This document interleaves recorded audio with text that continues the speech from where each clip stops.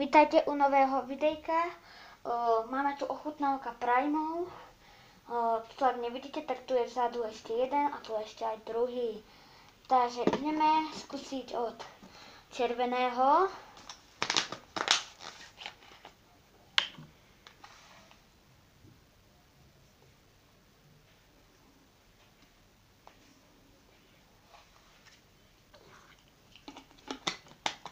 Tento Prime nie je taký dobrý. Skúsme druhý Prime a to je Lemon Lime. Toto bol Tropical Punch, je dobrý tok. Takže toto odporúčam si kúpiť, ale toto uvidíme, že či mi to bude chutnať.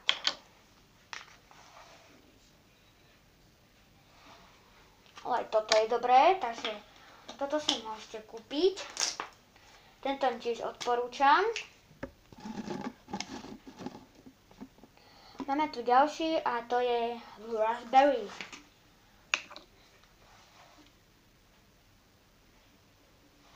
Tento je strašne vynikajúci, je to aj môj obľúbený zároveň.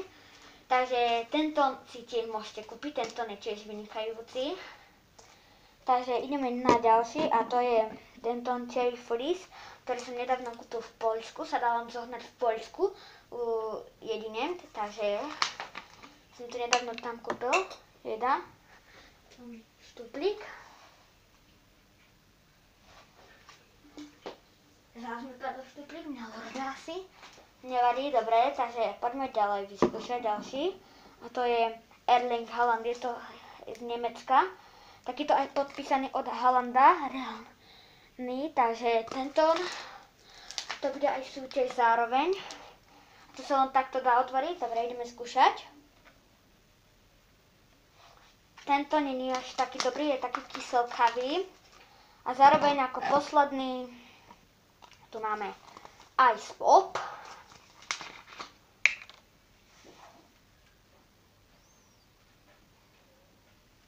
Tento zároveň je hnusný, takže tento vôbec nekupujte. To je jahodové sladkosti s mrazom. Takže ďakujem, že ste dopozerali toto videjko, ale ešte k tomu o tretej vyjde videjko, že kto vyhrá Sherlock Holmes. Takže máte sa na to tešiť a čaute.